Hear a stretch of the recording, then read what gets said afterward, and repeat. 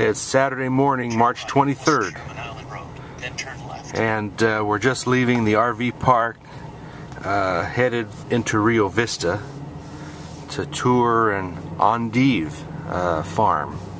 I thought it was endive, that's how it was spelled, but it's endive. And apparently this isn't the bitter lettuce that we think of when we think of endive, but this is some other sort of plant root. It's grown like mushrooms, I guess, in the dark, and I guess it's a delicacy or very popular in California cuisine. So we're going to tour the farm. It's about an hour tour. It's at 11 o'clock. They're waiting for us, and you can see where we're at here on the delta with the river right next to it. And weather's been good except for the wind, although it's pleasant today. Light wind, just enough wind to make your flags fly well, which is actually perfect. But yesterday was terrible, very windy, but it didn't curtail any activities.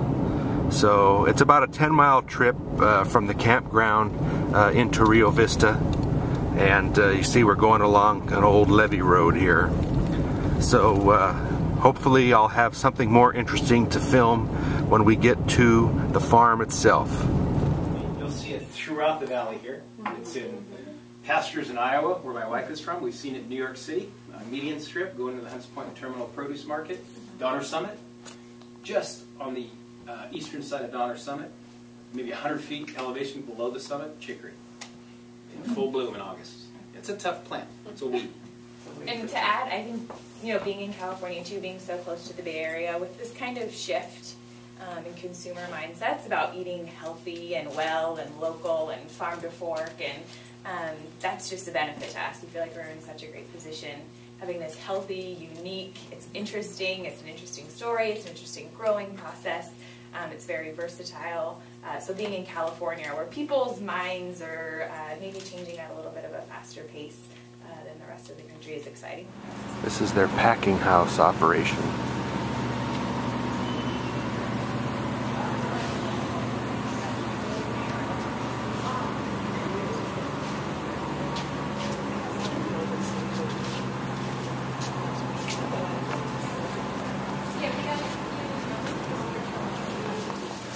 Forcing room. Oh, you could smell them in here. Right.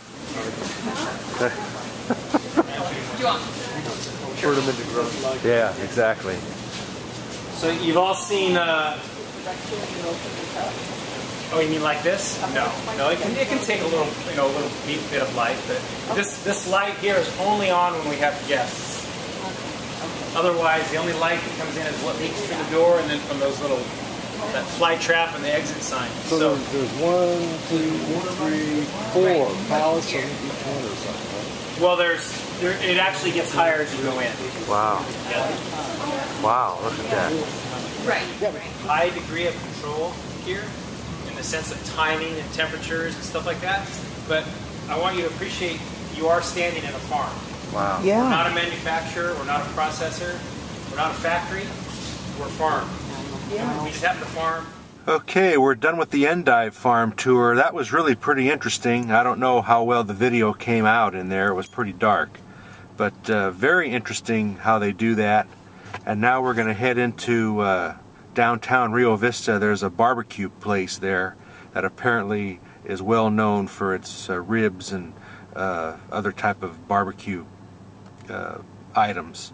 So we're going to head there now for lunch. Okay, it's 2:30 in the afternoon. We've spent about 3 hours here in Rio Vista. Spent about an hour and a half of that at the endive farm, which was very interesting. Basically chicory. They harvest chicory. They save the root of the chicory, put them into a deep freeze or refrigeration, and then when they take them out of refrigeration to grow them, they put them in a dark room, controlled environment, and what ends up growing are these endive leaves, and they're white, or a different variety has them as red and white. and I guess they're sold as high-end decoration for salads and things like that. We got three cases of them to take back to the campground, so I think we're going to cook some of them up for happy hour later. Had a nice lunch too at a southern barbecue joint that was referred to us, little hole-in-the-wall place. Excellent food. I had rib tips, and everything there was homemade, and it was top-notch. And then we just walked around the town a little bit. So now we're headed back to the campground. It's only about 7 miles from here, and we'll be there shortly. So here we are at the Rio Viento campground. No real sign to take a picture of. That's the sign right there. I mean, if you didn't know this place was here, yeah, you would drive right past it.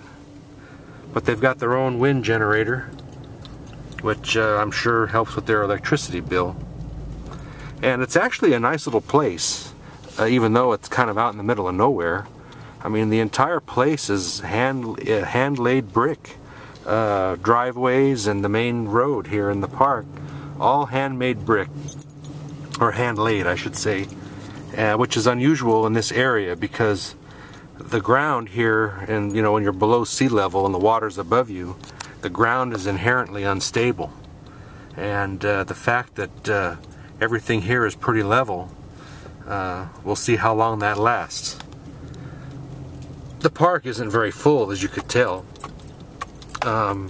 All these RVs that are here, other than our Airstream Club, I don't usually see too many people in them. Some of them look like they're here long term. There's like a yurt type tent, like a mini clubhouse. They have furniture in there and a barbecue and nice little congregational area. And we have a bigger setup on our end. In fact, you could see we're in the metal structure there. That's our clubhouse, and you can see the Airstream Club members are all out conversing, and I'm going to be doing the same here shortly. So we had a nice time in town. The weather now is perfect. I mean, I wish it was this way yesterday. The flags aren't even barely stirring, which is a big departure from what we had just yesterday and the night before.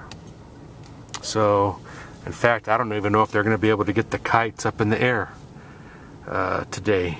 We'll have to wait and find out. So here we are. Home sweet home. Buddy's happy to be back. I think he's a little bit tired.